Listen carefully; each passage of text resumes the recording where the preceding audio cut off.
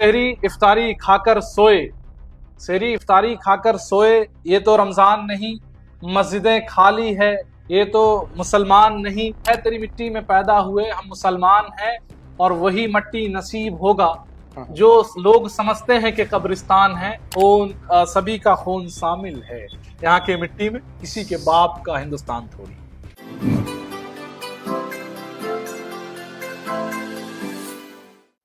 नमस्कार, आप देख रहे हैं केवी न्यूज नेटवर्क और मैं हूं सुमन भारद्वाज।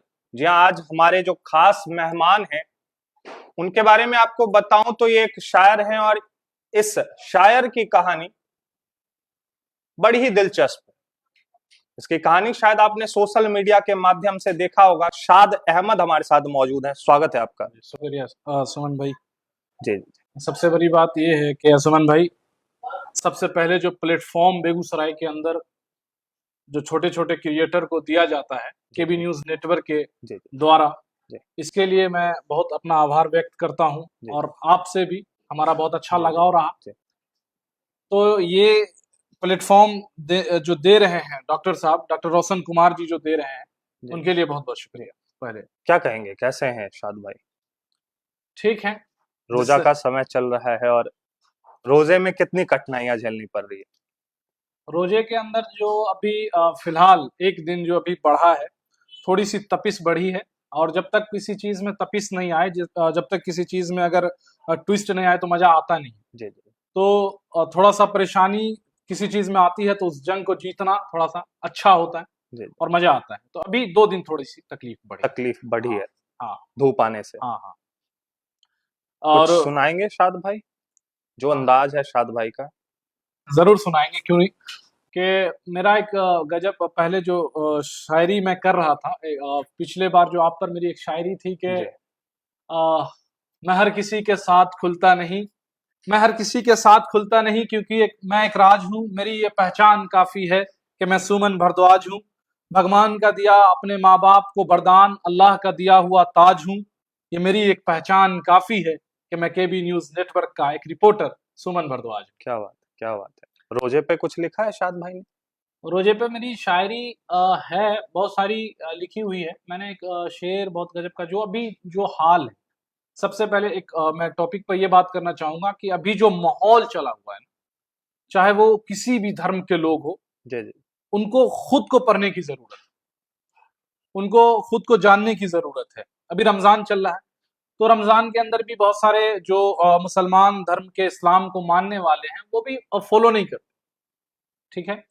तो इसी तरीके से उनको चाहिए कि उनका मेरा एक शेर लिखा हुआ है कि भूखा प्यासा रहना ये तो रमजान नहीं, मस्जिदों में नमाजी दिखे नहीं ये तो रमजान नहीं।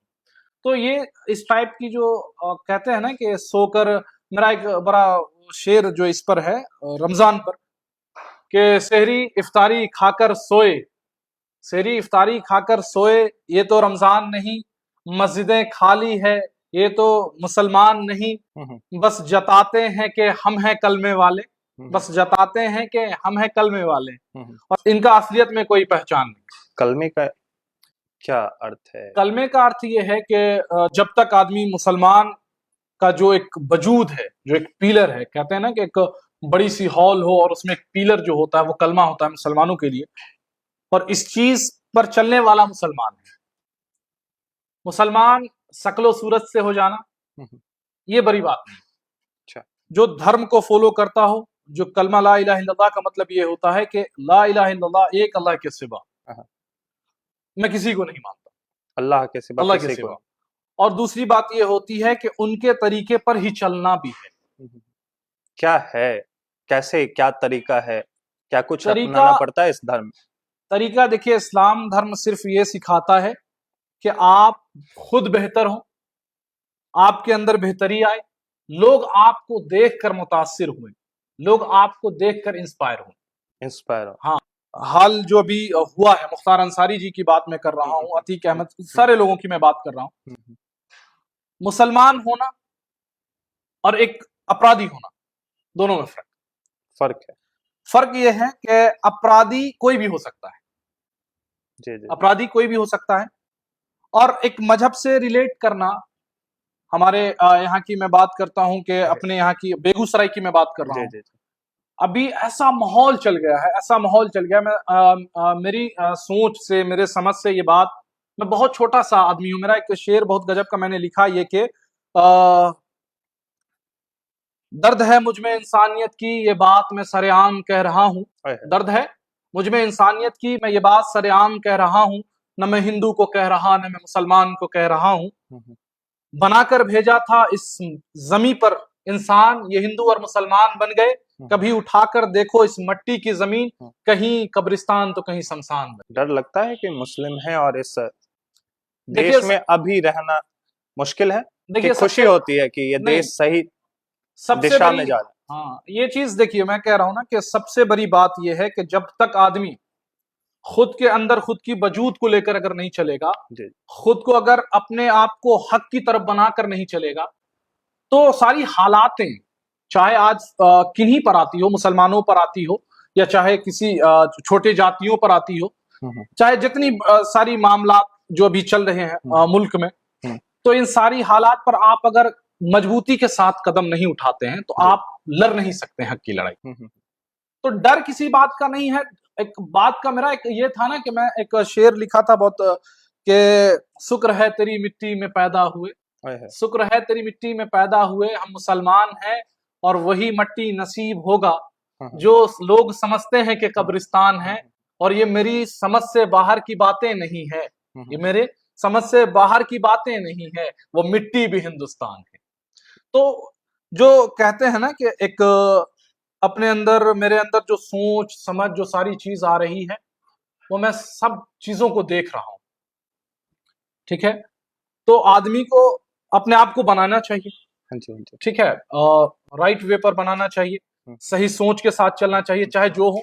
और दो बातें मैं ये कहूंगा कि अभी मैं अपने गांव की बात कर रहा हूँ। मेरे गांव के अंदर मुसलमान लोग भी रहते हैं। हाँ जी हाँ जी। मेरा जो पंचायत है वो 75% मुस्लिम लोग रहते हैं वहां पर।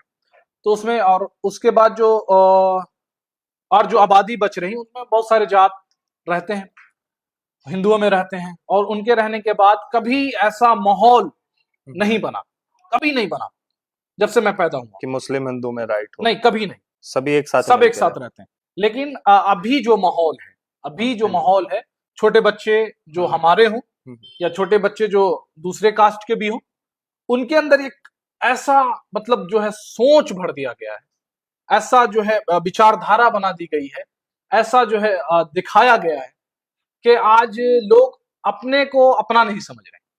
अपने को अपना नहीं समझ। अपने को अपना नहीं समझ रहे। जब हम जब स्कूल लाइफ में थे, जब स्कूल मेट के साथ हम लोग रहते थे, तो वहां पर मेरा दोस्त, जिसमें कुछ बाभन भी थे, कुछ हमारे दोस्त यादव भी थे, कुछ हमारे दोस्त राजपूत भी थे। और आज भी जब हम लोग मिलते हैं तो फिर 0 माइल का चाय बहुत पॉपुलर है, वहां हम लोग सब जाकर लोग बैठ के चाय पीते चाय थे पीते साथ हैं, चाय पर बैठते हैं। और कभी ऐसा नहीं, कभी ऐसा नहीं कि शाद मुसलमान है, शाद सोच रहा है कि सामने वाला हिंदू। कभी लगा है कभी ऐसा कि देश में गलत हो रहा है, हमारे साथ जाति हो रही है हमारे देखिए, धर्म के लोगों के साथ?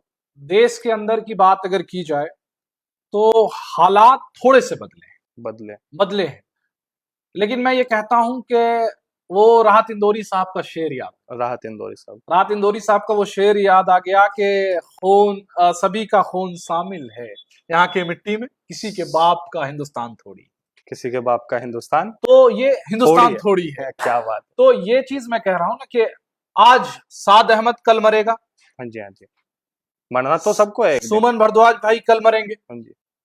आप हिंदुस्तान की फिजाओं में होंगे, आप हिंदुस्तान की मिट्टियों में होंगे। शाद अहमद हिंदुस्तान की मिट्टियों में होगा, हिंदुस्तान की फिजाओं में होगा।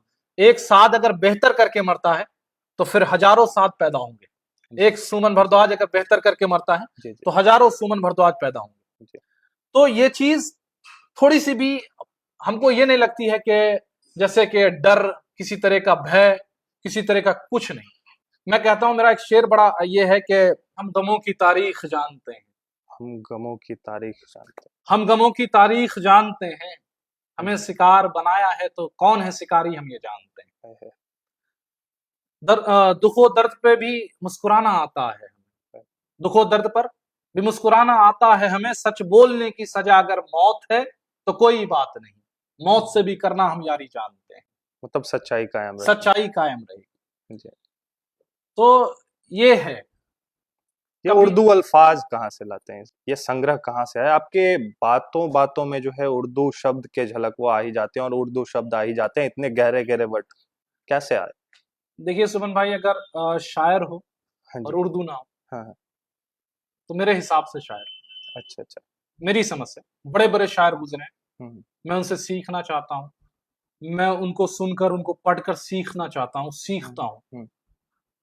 लेकिन ये नहीं, हमको कहीं पर ये नहीं दिखता है कि उर्दू अल्फाज नहीं हो, उर्दू के वर्ड्स नहीं हो, और एक जो कहते हैं ना कि शायरी मतलब उर्दू। हाँ, शायरी मतलब उर्दू होती है, ये है। गजल।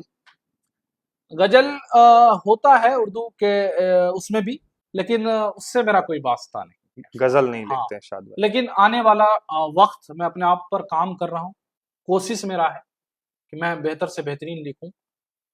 एक मेरा वो शेर में लिखा हूँ सुमन भाई, सड़क पर आए तुम हिंदू और मुसलमान बन गए, अपने घर वालों, सड़क पर आए। सड़क पर आए तो तुम हिंदू और हाँ मुसलमान हाँ बन गए, अपने घर वालों के लिए तो इंसान हो, हाँ, है। और परेशानी समझते नहीं दूसरों की, हम्म, परेशानी समझते समझते नहीं नहीं लोग। दूसरों की, अपने परेशानियों में परेशान। क्या बात है, क्या बात तो ये जो हाल पर कहना मुश्किल है, है। समझना मुश्किल है। हम्म, अगर समझ जाए, लोग समझ जाए, हम्म। चाहे वो कोई हो, सबसे बड़ी बात है, अगर समझने लग जाए, देखने लग जाए, लोगों की भावनाओं को समझें, लोगों को देखने लग जाए, लोगों की मजबूरी को समझने लग जाए, लोगों को मदद करने लग जाए, सब चीज से उठकर हाँ जी। आप पहले, मैं कहता हूं मेरी सोच ये है कि आप पहले हिंदू नहीं है, आप पहले मुसलमान नहीं है, आप सबसे इंसान। पहले इंसान हैं। ऑब्वियसली। आप इंसान हैं तो इंसान का धर्म क्या है? इंसान का धर्म क्या है? इंसान को चाहिए ये कि हमारे अंदर जो जितनी परेशानियां हैं, जो चीज हम महसूस करते हैं, वो सामने वाला भी महसूस करता है, और उसकी परेशानियों पर हमको भी काम करना चाहिए। और अगर हम कहीं परेशान होते हैं तो ऊपर वाला ऊपर वाला। है ना हाँ जी, हाँ जी, जी। जिनके हम बनाए हुए हैं, जिन्होंने हमें बनाकर इस धरती पर भेजा है, इस सरजमी पर भेजा है, कहीं ना कहीं ऑपरेट कर रहा है, वो हमारे दुख हो दर्द को समझता है। वो देख हम, रहा है। हाँ देख रहा है, ऑब्वियसली। हम आपकी मदद कर रहे हैं, हमारा मदद कोई नहीं करेगा, वो करेगा।